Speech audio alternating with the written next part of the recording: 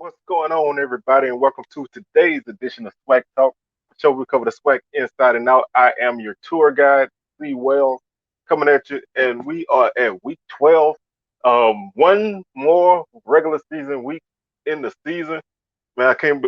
After this, obviously, I can't believe that this season has flown by so fast, man. It seemed like we was just getting started previewing the season, and now we're almost at the finish line. Jackson State has obviously already clinched the East Division, so they are set for the SWAC championship.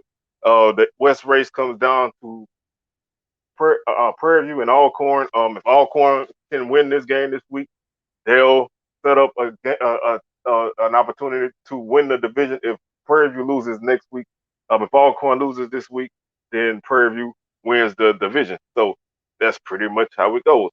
And as usual, the socials are on the screen down below, so feel free to take a look at those at your leisure. Like, follow, whatever the case may be. If you like to hit the cash app, $ swag talk, and you can drop a little something in the collection plate if you would choose to do so. Um, since you're here already, if you haven't done so, man, want to go ahead and subscribe to the channel, hit that notification bell, be alerted to any video that I upload. It is coaching carousel season, so there will be some additional videos coming from time to time, so don't miss out on those. Um, and that's pretty much it, man. Tomorrow, live swag smoke as usual with me and my boy DJ. And then Sunday, week 12 recap. And if any other things pop off between now and then you'll get a video for it. But that's pretty much where we stand. So let's not waste any more time and let's jump directly into these previews. Now, the first game we're going to cover very briefly is Prairie View at Texas Southern. That game, excuse me, Prairie View at Texas A&M.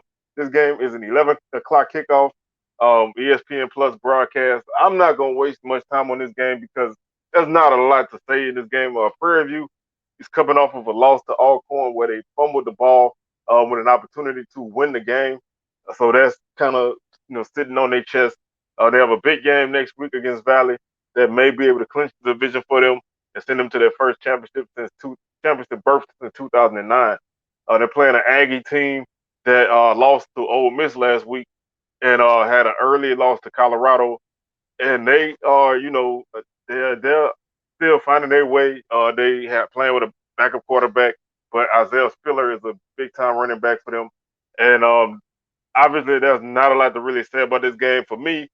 I don't mind these games. I'm not a fan of Power Five money games, but when it's a state thing, that's your hands are tied in those situations. Sometimes these deals are brokered because in the back room, and this is one of those type of games that it. I think I saw somewhere they playing every 5 years, so this is a game that's gonna take place. Southern and LSU, Grambling and LSU, those kind of games are not really mandated, but they are starting to be put in place. So that's it is what it is. But I prefer this game to be played in week one, week two. Not in November. I mean, I know the SEC. This is FCS week for SEC. They typically play FCS teams at this point in the season, but a lot of these teams at this point, this is the last week of their season. And if they're, I've seen teams who have playoff berths and they play these kind of games and they don't play well the next week. Sometimes teams seasons are over and they play the string out and this is their last game. But Prairie View has a big game next week, so I'm I'm shifting my attention more to that game than this one. I think Prairie View will be able to move the ball from time to time. I don't know if they'll be able to consistently move the ball, but I think they'll be able to squeeze out some points in this game. But obviously, I like the Aggies to roll in this game by a score of 52-14. I think Prairie View, if they're smart, they're going to get in and get out and just get ready for Valley. Get this game over with and do some scoreboard watching, and then find out what the deal is with the game next week. So get in, get out, get paid, and that's that. I'm not going, like I said, I'm not going to waste time on that game. Um, but I hope Prairie View does put on a good showing. The next game we're gonna talk about is Arkansas Pine Bluff at Alabama A&M. 1 o'clock kickoff. Uh, Alabama A&M Sports Network. You can catch that game on YouTube. This is a game that obviously was the spring SWAC championship game. Um, Neither team has really played, anywhere near the potential. Pine Bluff was picked fifth in the division. I thought that was wrong, but they've had a lot of issues this year, um, and they haven't been the same since they lost their game to Alcorn. They dropped like six straight games after that. They did pick up a win over Grambling, but then they got thoroughly dominated by FAMU last week. They still don't have an identity. The run game is still not there. The passing game is still hit or miss. The defense is still susceptible to big plays, and that recipe for disaster against an offense like Alabama A&M that can score the ball because they lead the league in scoring at 36.3 points per game. Pine Bluff is um, Pine Bluff is ninth in the league in scoring at 19.4 points per game. So that's just looking at the scoring margin right now. That's not you're already playing with one hand behind your back. Defensively, these two teams are about what and what. Um, Pine Bluff is allowing an average of 36.3 points per game, and A&M is also allowing 36.3 points per game. Their numbers obviously are very similar. Um, so defensively, I think whichever defense is able to get some stops is going to be the key because A&M's offense is just super explosive. They lead the league in total offense at 468 yards per game. They average 6.1 yards per play, and they've scored five more touchdowns than any other team in the league. So they score the ball, they move the ball. Pine Bluff is ninth in the league in total offense at 311 yards per game, and they averaging 5 yards per play. Again, defenses are pretty much what and what. A&M is 10th in the league in total defense with 424 yards per game. Pine Bluff is 11th with 443 yards per game. So that this obviously is shading so much toward Alabama A&M that it's not even funny, really. Um, Rushing offense, again, both teams pretty similar. Pine Bluff 8th in the league, 116 yards per game. A&M 9th in the league, 114 yards per game. Defensively, Alabama A&M is 11th in rushing defense, 185 per game, and Pine Bluff is 10th at 180 yards per game. Passing, A&M leads the league in passing at 354 yards per game, 31 touchdowns, 8 interceptions. Pine Bluff is 8th in the league in passing with 194 yards per game. They have eight touchdowns and 13 interceptions. So that's just not a good turnover rate. That's not a good touchdown to interception ratio at all. Way too many turnovers for this team. No consistency moving the ball. Pine Bluff is 11th in the league in passing defense, 263 yards per game. A&M is 8th with 238 yards per game. So I really feel like both teams are gonna move the ball to some extent. Pine Bluff, they have 6 interceptions on the season, and Alabama A&M has 7. So again, these numbers are really similar. Obviously, the biggest difference in this game is Alabama A&M's offense. Their offense is just super explosive. Akil Glass, is the guy that leads this offense. Gary Quarles is the leading rusher in the league with 102 yards per game. He's on pace for 1,000 yards. He's at 918. He's averaging 4.8 yards per carry and 10 touchdowns, which also leads the league. So I don't think, I know a lot of people look at what A&M does through the air, but I don't think they look at what they can do on the ground if they're successful. Gary Quarles obviously not a big back, but he's a guy that can tote the rock, and like I said, he's on pace for 1,000 yards this season. But Pine Bluff's running game has just not been there at all. The running backs just have not been efficient at all. Skylar Perry is actually their leading rusher at 31.3 yards per game. Kayvon Britton is right behind him at 28.9. Like I said, Glass leads the league in passing, 346 yards per game, 30 touchdowns, 7 interceptions, 3,118 yards on the season. Um, Skylar Perry has not had a good season this year. 1,566 yards, 5 touchdowns, 8 interceptions, 100 100 yards per game passing. Excuse me, that's his efficiency. Sorry, 156 yards per game passing. Um, he's completing 50% of his passes. Again, not good numbers. And he's been substituted in and out in various games by Xavier Vaughn. So will we get that consistent Skylar Perry like we got in the Grambling game, which is pretty much the best game he's played all year? I don't know. Um, Alabama A&M's defense is, susceptible to big plays, so maybe he can make some plays. But if the turnover bug rears his head, then that's gonna be trouble. Pine Bluff defense is gonna get a workout. Ibrahim leads the league with 99.2 yards per game. He's at 893 yards and 6 touchdowns. Odoo Hilaire, 63 catches, 756, 8 touchdowns, 84 yards per game. And then you have D. Anderson with 31 catches for 484 yards and 11 touchdowns and 60 yards per game. So obviously those three guys right there, along with Zay Moore, are guys who can hurt you. Quarles can catch the ball at the backfield. Kendrick Johnson, at tight end, is a guy to also keep an eye out on. So, all of this goes to say that Pine Bluff is in trouble because I just don't think they're consistent. And their season, has been up and down, and it's just, one of those, this is the last game of the season for both teams. So, Pine Bluff, their best opportunity option is to just get through this game and see where they stand after this because, this season has to have been a huge disappointment for them. They came in hype, they came in wanting to prove people wrong because of their preseason prediction, and they fell flat on their face. Alabama and them had a rough 3-game stretch in the middle of the season that's going to ultimately do them in. Like I said, this is their last game of the season, so I think they'll want to go out on a good note at home, and I think they will by a score of 45-22.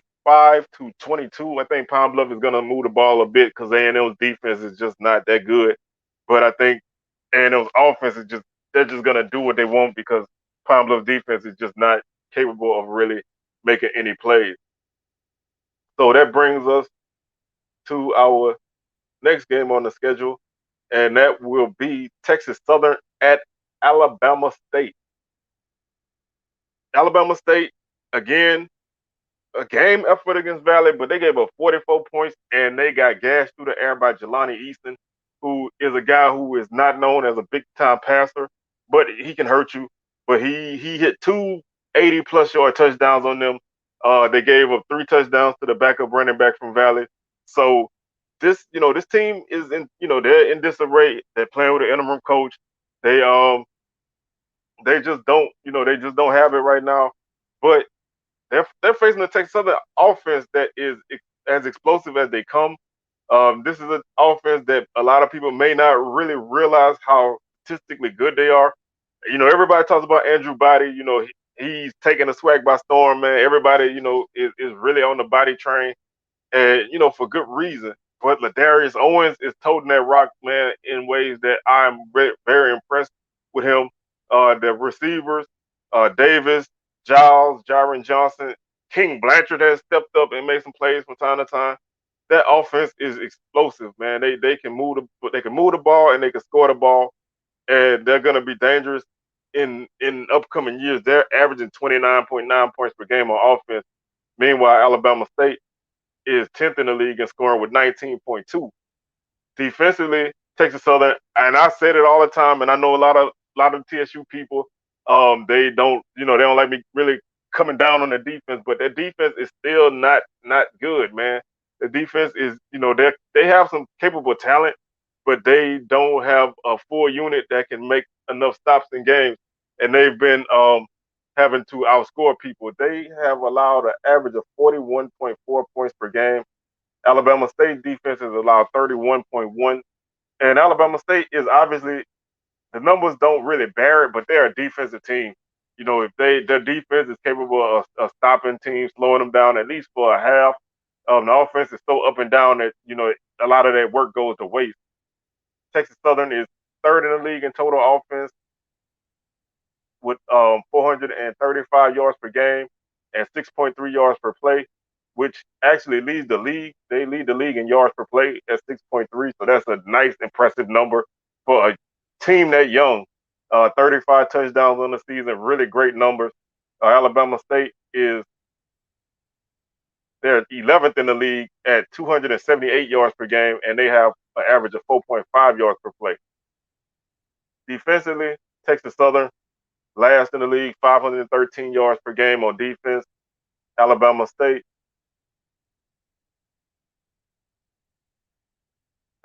is fourth in the league in total defense at 361 yards per game. So, like I said, they can make some plays on defense.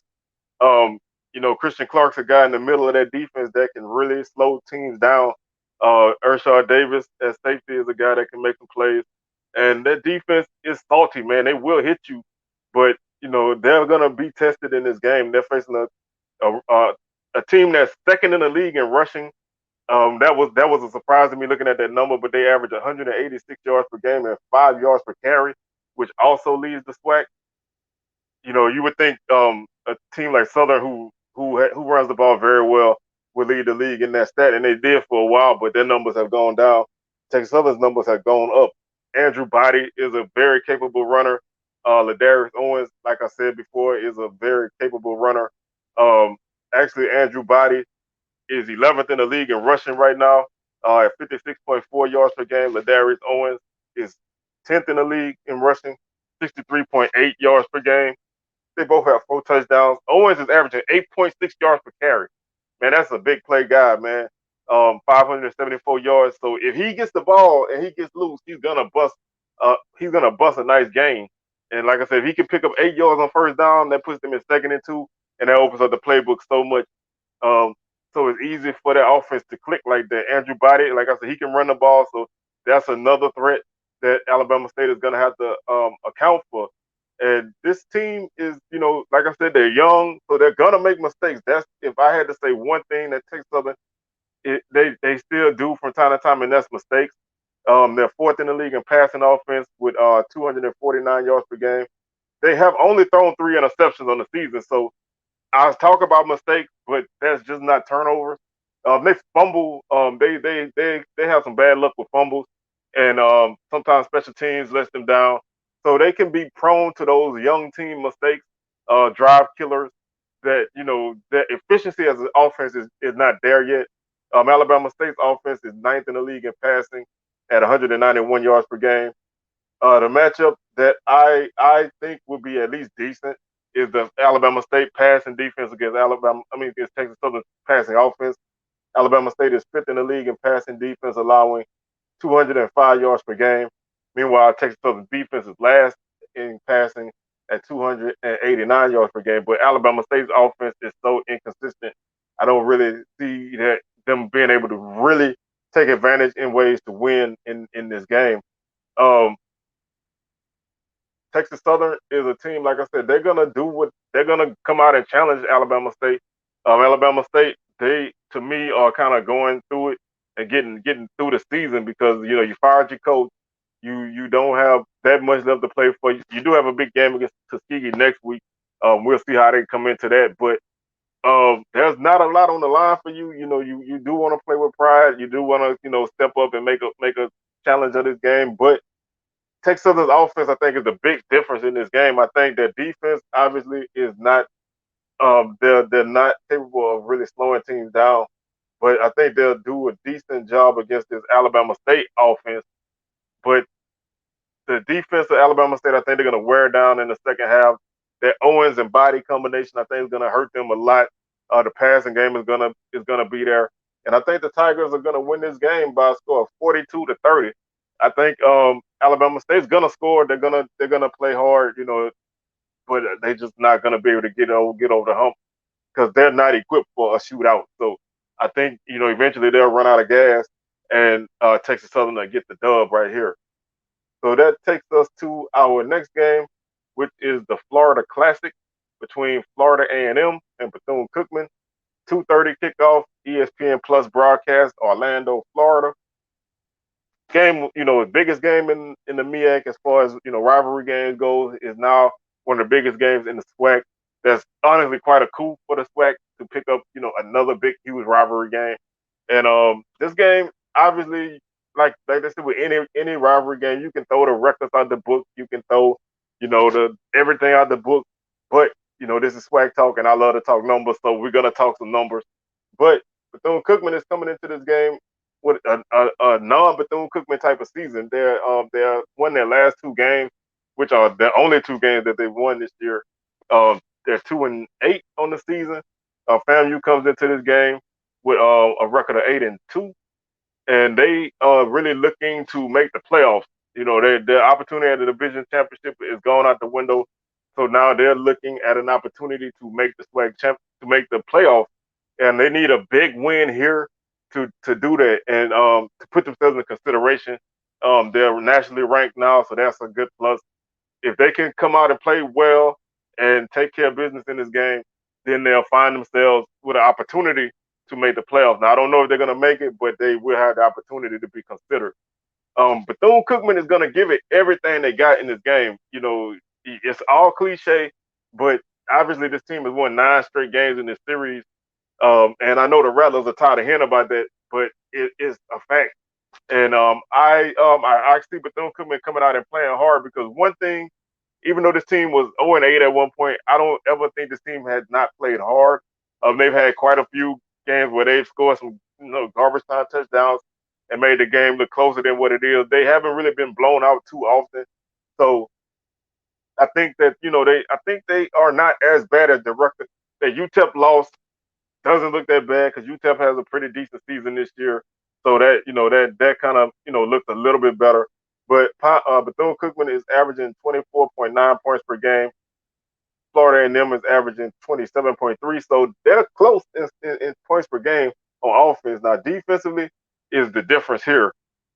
Whereas, like I said in my last preview, the offense was the difference in this game. I think the defense of Florida A&M is going to be the difference in this game.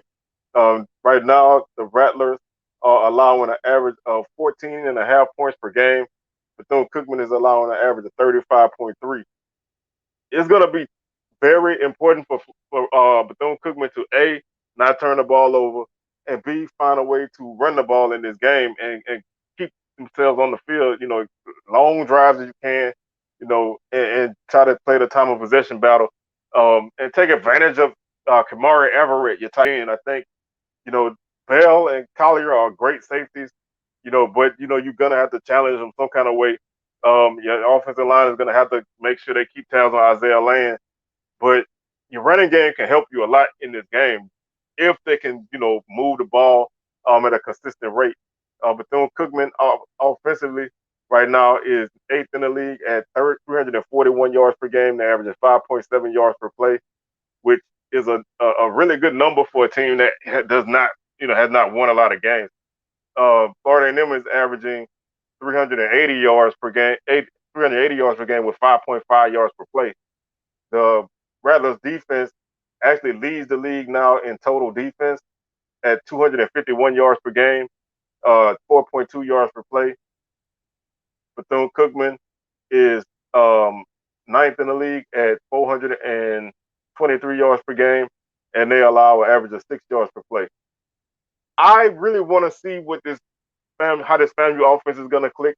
I think the running game is obviously, to me, the biggest factor, and I love running the football, so you're going to always hear me talk about people's run game. But Bishop Bunnett and Terrell Jennings are two really good backs, and this offense is averaging 158 yards per game on the ground, 4.5 yards per carry. So I think with a quarterback like McKay, who to me is more of a game manager, even though they have some really good wide receivers like Xavier Smith and Jamare Sherrod, I think that the running game is the key in this game. You really want to limit any opportunities for turnovers, and you want to have some solid drives and get this game, maybe put this game out of reach, get a few touchdowns, and the defense stand up and help you. But Bethune Cookman is 7th in the league at 122 yards per game, and they average 4.4 yards per carry. So they can run the ball with Quayshawn Bird and Jimmy Robinson. Devin Black, he can run a bit if he plays at quarterback. Shannon Patrick is not really a runner. He's inconsistent as a passer. He's turnover prone. So that's, to me, going to be the issue with their offense is can they not turn the ball over against a very stout Florida A&M defense that only allows an average of 92.3 yards per game on the ground at 2.9 yards per carry rushing? That leads the league. They're now the top defense in the league statistically. But Bethune-Cookman's defense is not, they're pretty porous against the run, 168.8 yards per game and 4.2 yards per carry. You listen to anybody talk about Florida A&M, and when the offense comes around, Rashawn McKay is the guy that a lot of people are very critical on. I don't think he's a bad QB. I actually think he's a solid QB. He's not flashy. Obviously, when you're following a guy like Ryan Stanley, you're gonna you're not gonna put up those type of numbers. They're not really asking him to put up those type of numbers. He's more not turn the ball over. Just don't hurt us. He had 5 touchdowns in the game last week. That's a very, very solid effort. So if they can get anything close to that, then I think that I think they can be a very successful game for them. If your only exposure to McKay was probably the Jackson State game, he's different. He's grown so much over the course of the season. I had a chance to see him live again when they played Southern, and he handled that game well. He didn't let pressure get them too often. He scrambled. He looked downfield. He made the right throws. He didn't hurt the team. He had a fumble, but they recovered it. But he didn't hurt the team, and he let his playmakers make the plays. Now they don't air it out like you would expect with the kind of receivers that they have. They're 6th in the league in passing offense at 226 yards per game. They have 20 touchdowns and 6 interceptions, so that's pretty good numbers on the season. Bethune-Cookman is just below them at 218 yards per game passing. They have 15 touchdowns and 12 interceptions. Bethune-Cookman's defense is porous against the pass, 254 per game passing. They have allowed 22 touchdowns, and they only have 6 interceptions as a defense. Florida A&M is 2nd in the league in passing defense, allowing an average of 159.3 yards per game. They only allow 5 passing touchdowns on the season. That's the fewest in the league. They have 10 interceptions, which is tied for 2nd in the league. So a team that throws a lot of interceptions against a defense that gets a lot of interceptions is a recipe for disaster. And like I keep saying, I think that FAMU defense is going to be the key in this game. Florida A&M they've only allowed 14 sacks as an offense. That's 2nd in the league. So it's hard to get pressure on them. They protect the quarterback very well. Bethune-Cookman has allowed 20 sacks. Florida A&M has 34 sacks as a defense. And like I said, a guy like Isaiah Land, who is a big-time guy at getting after the quarterback, is somebody that Bethune-Cookman is going to definitely have to maintain eyes on him.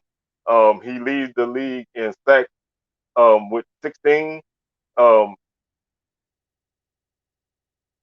averaging 1.7 sacks per game. So he's gonna be a problem. You have to know where he's at all times. Even if you block him well, he can still make plays. And I think that that's gonna be the difference in this game. I think the Bethune-Cookman offense is gonna have to find a way to consistently move the ball. The defense has not been good this year. I think Florida A&M will be more than content to run the ball on them and play a physical game. Just bruise them. Probably they may score a couple of touchdowns, but FAMU is gonna smother them, like they've been doing most teams this year. So I like the Rattlers in this game. I think they're finally gonna snap the streak. Bethune-Cookman will be game. They're gonna stand up and like they say, bow their backs a bit because this is a rivalry game, and they don't want to give up their streak. But I think FAMU ends the streak this week by a score of 31-17. I think Bethune-Cookman will score a couple. I think this is gonna be a tight game early. I think they may be able to hit a couple of big plays. And I like the Bethune-Cookman return game. They have, especially a kick return game. They've had a couple kickoff returns for touchdowns this year, so that's a weapon. FAMU with Sherrod as punt returner and also in a kickoff return game. This is a game that you definitely have to be on point in special teams. FAMU has a really good kicker. So this is going to be a solid special teams game. If you make a special teams error, it can cost you points in this game. And that could be a difference in this ball game. If either one of these teams busts a big play on the return, then that's going to be a huge key for either team. So I think the Rattlers will take care of business. And I know this is that isn't the big blowout that a lot of people think, but FAMU's defense is such that I think the margin of victory doesn't always detail how much they hold you down. Like if you think back a few weeks, they beat Southern 29-17, and that game didn't even feel that close. You know, their defense is very solid. Their defense is more than capable of just smothering the offense. So I think they're gonna give Bethune-Cookman a lot of problems in this game. But Bethune-Cookman's gonna fight and kind of claw themselves into this game. But I think the Rattlers pull it out. And that brings us to our final game of the week, which is our game of the week. I still call it the Soul Bowl. I mean, I don't care what y'all say. To me, it's the Soul Bowl. Or even I even call it a Capital City Classic. But to me, it's the Soul Bowl, not whatever this SWAC football, SWAC football challenge or whatever it is. SWAC football classic. I don't like that name, man. This game, Alcorn, Jackson, you know, these two teams, hey, they get it in. Alcorn has been, the reigning East Division champ. They move over to the West Side. They have an opportunity if they win this game to put themselves firmly in the division race. They will lead the division race with Prairie View needing to beat Valley next week to have any shot. But I really think that Alcorn is this is gonna be a good game. Jackson is coming off of a very, very thrilling victory over Southern, where the offense, they had their struggles in the first half. Although they did have a couple of touchdowns that they may have been able to score in the first quarter, but they had some struggles in the first half. Their run game is still not there. But Shador Sanders and Malachi Whiteman, that's a scary ass combination for the next couple years, man. These dudes are they got a connection. And Wyman is a physical receiver. If you try to go and body him, man, you better be strong because he's gonna put you on your butt. Um, like Coach 30 say, you laugh and joke in the weight room and you run into him, you end up on the ground, face down. So he's gonna be a key factor in this game. Obviously, Corbin's gonna be a factor, Lanier, Newman, all those receivers, man, Trevante Rucker. They have so many weapons, and Shador Sanders is obviously the guy that drives this offense. I pretty much think he's gonna be the SWAC player of the year on offense. So, this offense, man, they are scary. They can struggle for 3 quarters and then turn it on like nothing, like nothing because they don't need long to score. And if you are inching down the field, drive after drive, and you may be able to score against this defense if you have a consistent, solid game plan and you come right at them. But if you struggle, this offense is going to snow you under. And I think it's going to be a very competitive game. Obviously, it's going to be a heated game. Jackson comes in here averaging 360 yards per game on offense. That's good for seventh place. The bulk of that is through the air. Alcorn is fourth in the league at 395 yards per game. 5.8 yards per play for Jackson State, 5.7 for Alcorn. Defensively is the big difference, and it's not a huge difference, but it's big because Jackson State's defense is very stout. They allow 256 through the on total offense and 3.8 yards per play. Alcorn right now 369 on total offense and 5.6 yards per play. This defense has been very up and down. They had some games where they've got a lot of stops. Then they've had games like, the Bethune-Cookman game, Southern game, the first half of the Pine Bluff game, the second half of the Prairie View game, where they've given up lots of yardage. A game like the North Carolina Central game, they didn't give up crazy yardage, but that offense was so non-explosive that it made it look a lot worse than what it was. And they just have not really had that Alcorn defense. Um, scoring wise, Alcorn is fifth in the league at 27.6 points per game. Jackson State is fourth at 29.7. Defensively scoring, Jackson State leads the league at 14.2 points per game. Alcorn is fourth at 26 points per game. The run game is obviously this is the biggest difference between the two teams. Alcorn averages 167 yards per game. Nico Duffy, Stafford Anderson, Felix Harper, can really, really make some problems with his legs. They average 4 yards per carry. Jackson State is 10th in the league at 92.7 yards per game, 3.2 yards per carry. And I know, a lot of people, if you listen to off script, he always say, Shadura is like the slowest, slippery guy that you ever seen in your life. And it's a fact, man. The kid looks like he's jogging, but the next thing you know, he's like 30 yards downfield. And that's hard for defense to account for because, you're playing man coverage. They running five wide. You can't really get there. Your guys have to get him down. If they get him in the backfield, they have to get him down. He's, a good size guy. So if you can't get him down and you let him go, he's gonna take off. Now he's not really running to score. He's really running to maybe throw the ball downfield or pick up what he can pick up, and then he's not scared to slide. He's not gonna take any shots that he doesn't have to take, and that's an intelligent quarterback. So you have to know if he gets out of containment that he's gonna bust free, and you have to get him down on the ground. He does take a lot of hits because the offensive line is not that good. So if you can get pressure on him, then you can at least disrupt that offense a bit. Running defense, Jackson State is second in the league, 102 yards per game. They average 2.9 yards per carry. Alcorn is fourth in the league at 143.5 yards per game, and they allow 4.1 yards per carry. Passing offense, Jackson State is second in the league, behind Alabama A&M. They average 267 yards per game. They have 25 touchdowns and 5 interceptions. Alcorn is fifth in the league. They have an average of 226 yards per game with 20 touchdowns and 6 interceptions. 227 yards per game with 19 touchdowns and 4 interceptions. This has not been that banner Felix Harper season that a lot of people thought they would have, but TJ Bowler and LaCharles Pringle are two very good receivers that can hurt you. So you need to, keep tabs on them. This Alcorn offense is, it's fairly balanced. They can hurt you in both ways. They're not really explosive in either way, but they can get off in either facet of the offense. They can get off on you if you're not careful.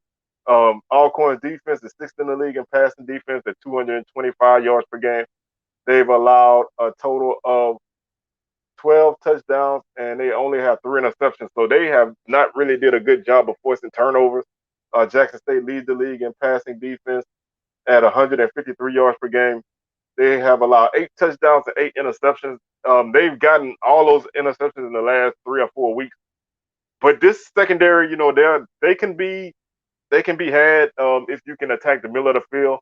But you don't have a lot of time to throw. So if you're running anything that's slow developing, it's not going to work. James Houston is going to get back there. He's going to cause problems. Owens is going to cause problems. Keontae Hampton, Aubrey Miller, Corners Miller, all those guys are gonna cause a lot of problems for you.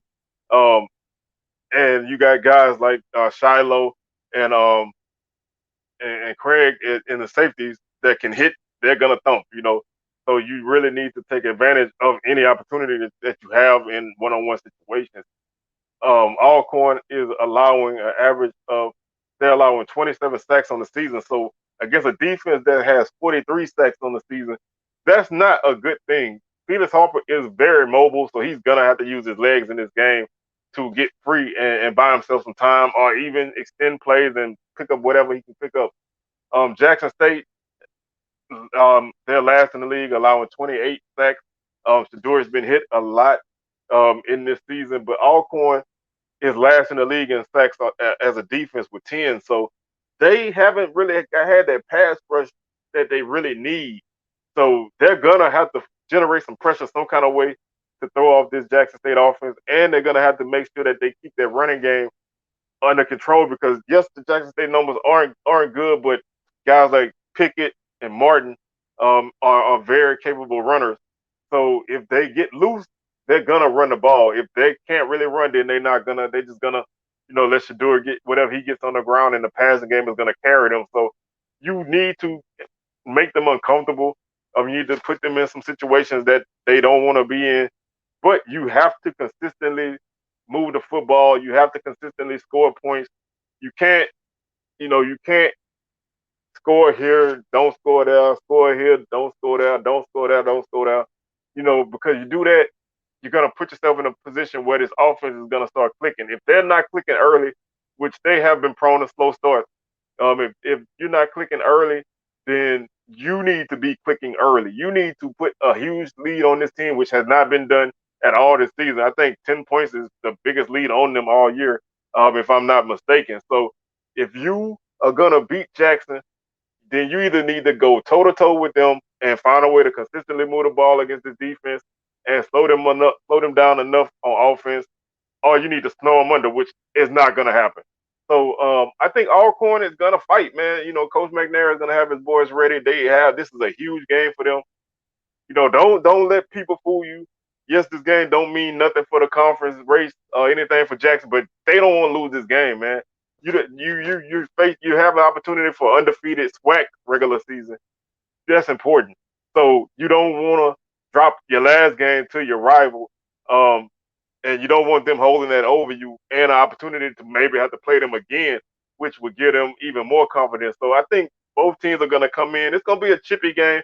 I think emotions may not be as high for Jackson because what went down with Southern last week. They need to really keep themselves poised because you don't want to lose guys for the SWAC championship game. So I think it's gonna be a lot of talking. It's gonna be a lot of hard hitting physical play, a lot of chippiness, but really in between the lines, nothing stupid. But I think it's gonna be a very hard hitting physical game. But I think Jackson State will win this game by a score of 31-23. I think Alcorn is gonna move the ball. I think Felix Harper is gonna get him some problems. Um, Pringle and Bowler are going to make some plays, and the running game is going to do enough to keep them in this game. But I think Jackson's going to have a 2 touchdown lead or so, and Alcorn is going to make it close at the end. But I really think this is going to be a great game, man. There's a lot of implications on the line, and this is what you want from SWAC football. Two teams that don't like each other, opportunity to play again next, in a couple of weeks if Alcorn wins, which really makes things interesting. But like I said, I think Jackson pulls this one out. So that's gonna do it for me. I'm about to get on up out of here. Be back tomorrow. Live edition of SWAC Smoke as usual, 6 p.m. Central, 7 p.m. Eastern, with my boy DJ. Man, we're gonna talk about all the last week's action. Gonna preview this week's action, and then whatever questions come to his mind that he want to throw at me, we're gonna handle that. Sunday week 12 recap, and then we move into the last week of the season. So season is, man, I can't believe we already at week 12 and football is running out. So man, please, if you're going to a game, enjoy yourself, be safe, cherish these weekends of football because they won't be here much longer. At this point, you'll probably see a couple boxes by my head, signaling videos that I have uploaded previously, the last video I uploaded, and whatever they suggest for you. And if you haven't done so already, man, click that tab to subscribe to the channel because I really appreciate if you did do that. That would greatly make me feel good. So with that being said, I'm up out of here. Y'all enjoy the rest of y'all day, and we'll see y'all again on another edition of SWAC Talk. So I'm out, y'all.